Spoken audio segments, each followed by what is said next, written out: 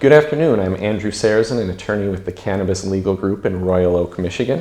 Whether you need full service assistance with a licensing application or just have some specific questions on particular issues, the Cannabis Legal Group is here to help.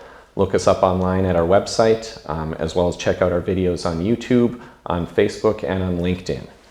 Today I'm going to discuss the process and the issues you may encounter when you're trying to locate a property where you can operate your marijuana business. This is a very intense consideration with many different factors. There are over 500 different municipalities in Michigan, and each of them could regulate this issue differently. So it's really very specific on your location and your situation. So for purposes of making this determination, we'll start with the assumption that you have a municipality in mind and that you're relatively certain they do allow some sort of marijuana operations within that municipality. For determining if it's going to work for the specific type of business you want to run in the location you have in mind is going to be resorting to the ordinances that have been passed by the municipality. It's going to start and end with that. They're going to dictate where you can be, where you can't be, the requirements of your business. There is a distinction with regard to medical operations versus recreational operations under the various statutes. For a medical marijuana facility, the municipality has to have an ordinance that affirmatively opts into that and spells out the requirements. Technically, under the law for a recreational establishment, they don't have to have passed an ordinance. However, what we find is that most places that do allow recreational establishments have passed an ordinance so that they can still exhibit some level of control over how those are operated. So you need to find the ordinance. This can be done a number of ways. Websites like Municode, they compile ordinances for various municipalities across the state, as well as the municipality itself probably has a website that may list the ordinances. However, both of these resources can give you a good idea of what the ordinances say, but ultimately you're going to want to check with the municipality clerk to see if there's anything new that's been passed recently or anything that's in the works. Speaking with the local officials also gives you a good chance to touch base, and you can get the overall opinion of the municipality on these marijuana businesses. Some municipalities are very eager, have been on the front of the line of welcoming these businesses into their municipality. They see the benefits of the development as well as the tax revenue. Other municipalities have been pretty hesitant and have basically only enacted ordinances because they're aware that residents within the municipality may petition to basically control the process themselves. So again, it's the municipality acting so that they have some say in the matter. You're going to want to call the clerk and get those documents from the clerk. Sometimes they may want you to submit a FOIA request or something like that. It's a relatively easy process, and they're relatively pretty easy to work with, especially smaller municipalities. They don't always have too much on their plates, so they can help you. With that though, on smaller municipalities, sometimes they only work part-time. It might only be 4 office hours a week, so you do have to work with them on their schedules. So you have the ordinance, you read through, you're looking for both a marijuana and a recreational ordinance. A municipality may allow just a marijuana ordinance and have banned the recreational ordinance. We don't very often see it the other way around, so they're generally going to allow both or only medical marijuana. If it's not permitted in your area, there's some things that you can do. That's a topic for a different video, so we're going with the assumption that the municipality does allow you to operate some sort of marijuana establishment. So you need to determine what it is. Do they allow medical or do they allow recreational? Do they allow all types of the facilities such as growers, processors, retailers, or do they restrict it? Again, the ordinance is going to tell you. And then once you've decided that they do allow the type of operation you want to run and they do allow it within the municipality's borders, you need to look at the specific requirements. In the recreational statute enacted by the state, if the local municipality doesn't specify, then basically the only requirement is that your business can't be located in an area zoned residential, and it has to be at least 1,000 feet from any public or private school that provides education to a K through 12 grade level. However, as I said before, most municipalities that allow recreational have enacted an ordinance that expands on these restrictions, as well as the medical ordinances generally expand on those restrictions as well.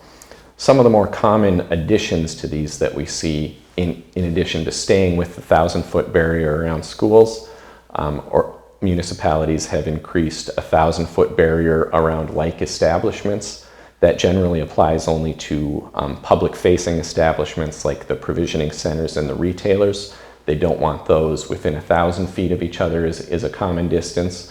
However, back to the notion that there's 500 different municipalities and they do things differently, some municipalities prefer that they want to keep all these businesses in one area of town. So again, it's another thing to look for, that a buffer that applies in one area might not apply to a municipality that's next door. Other common requirements are zoning requirements, either restrictions that it can't be in residential or that it has to be in industrial or commercial zoned. And they may even increase buffers on those areas too, so not only can it not be in residential, it can't be within 400 feet of residential. Those residential restrictions generally apply to grow operations or things where odor is a concern. Beyond that, other considerations we see are buffers around public parks, libraries, churches. Again, different municipalities take different approaches. Royal Oak recently just passed an ordinance where they elected to not have any buffers around parks and churches on the reasoning that they're right on Woodward Avenue. They've been exposed to businesses and things like that for a long time before, and they didn't see a need for those special protections. They might say, not on Main Street between 3rd and 5th Avenue. Obviously, that's only going to apply to that municipality, and that's not something you're going to see in other areas. So you need to review the ordinance thoroughly so that you understand all of the different restrictions. Then once you have a list of those and you understand the main location restrictions, you need to go through and make a determination if that's going to work for your property location. Sometimes it might be pretty obvious. If there's a 1,000-foot ban on schools and you're right next door, realistically that's going to be a tough obstacle for you to overcome. If you're 990 feet away from a school, then there might be some options regarding requesting a variance or looking at the method of measurement.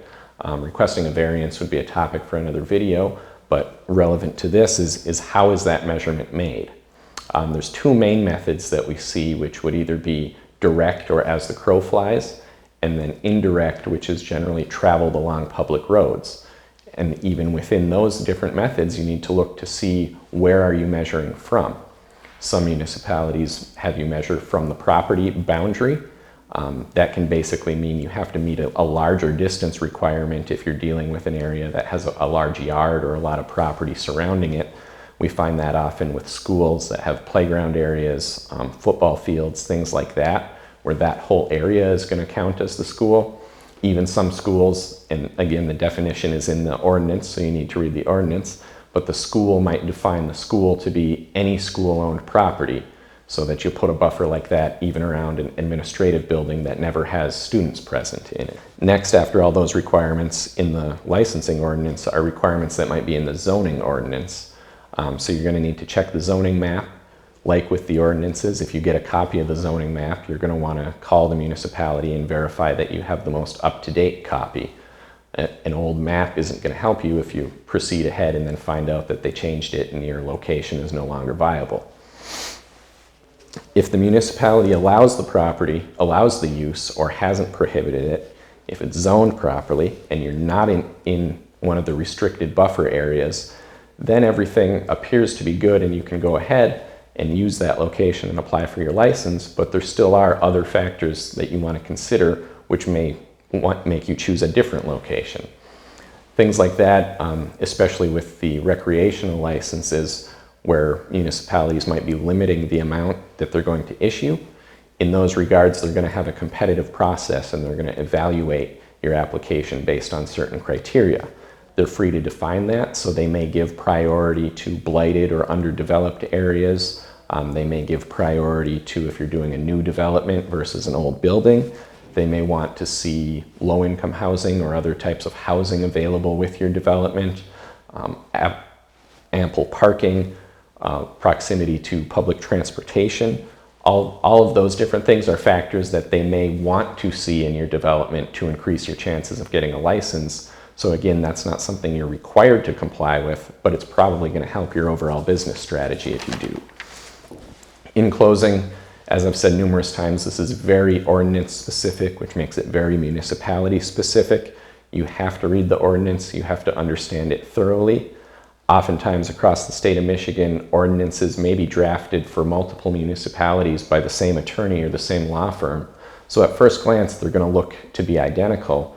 But as I mentioned earlier, there are those specific tailorings that a municipality might do that essentially completely change it in regard to that factor. So you need to read every detail of every ordinance and make sure you understand what the requirements are. It might apply only to medical, it might apply only to recreational. Most of the time we see the same requirements applied to both if the municipality allows both, but again, it's not always the case. In closing, it can be a very tedious and time-consuming process to look through all of these and find out where your business can be located, but the Cannabis Legal Group is here to help you do this. It's what we enjoy doing, it's what we like doing, so give us a call and reach out if you have any issues, and please check out all of our other videos on YouTube, on LinkedIn, and on Facebook. Again, I'm Andrew Sarazin, an attorney with Cannabis Legal Group, and thanks for watching.